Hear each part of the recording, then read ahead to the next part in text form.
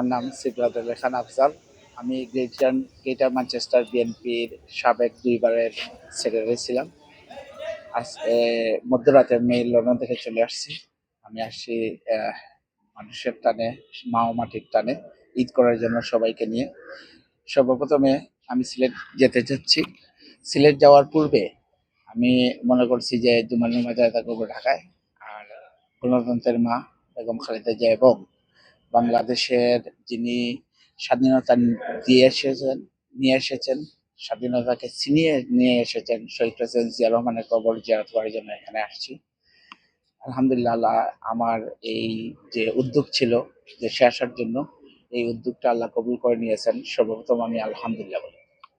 সাথে সাথে সাথে সাথে আমি দোয়া করি যে আমাদের প্রধানমন্ত্রী, বর্তমান বাংলাদেশের প্রধানমন্ত্রী দেশ নায়ক জনাব তারেক রহমান প্রধানমন্ত্রী, উনি যেভাবে গত 17 বছর নির্যাতিত নিপীড়িত ভাবে বাংলাদেশ থেকে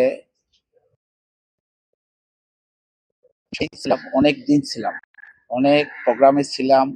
আমার ভাগ্য হয়েছিল ওনার স্টেজে বক্তব্য দেওয়ার জন্য এবং কয়েকবার ইয়েও করেছি।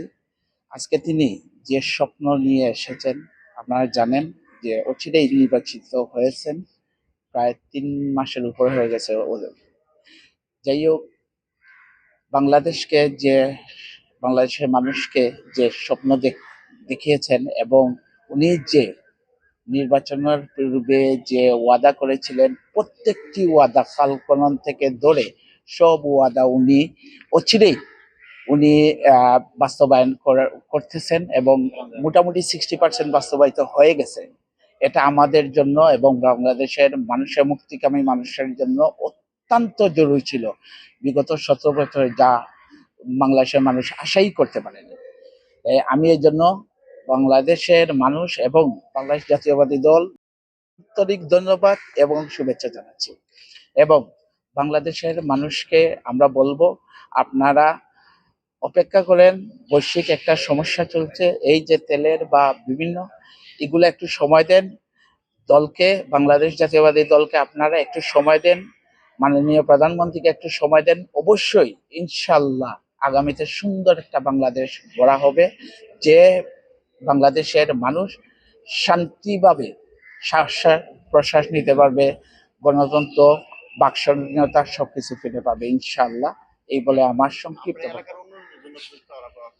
এলাকার উন্নয়ন কি হয়েছে আপনারা জানেন যে আমাদের প্রধানমন্ত্রী জিরো টলারেন্সে আছেন এবং যে নির্বাচিত হয়ে এসেছেন যারাই, সিলেট একে খন্দকার মুখতার সাহেব, উনি অত্যন্ত ভালো মানুষ এবং উনি মন্ত্রী। এবং আমাদের যে আশেপাশে মালিক ভাই আছেন, সিলেট 3-2 আছেন, তাহসিনা রুজদি লুনা ভাবি, উনিও আরিফুল হক, উনিও অত্যন্ত ভালো মানুষ। আরিফুল হক ভাইয়ের কথা তো বলাই যায় না, কারণ উনি তো পরীক্ষিত একজন মেয়র। সিলেটের উন্নয়ন যিনি সাইফুর রহমান সাহেবের হাতে, সাবেক অর্থমন্ত্রী সাইফুর রহমান সাহেবের হাত ধরে সিলেটকে বদলে দিয়েছেন, এটা আপনারা জানেন, এই বলার কি অপেক্ষা নাই।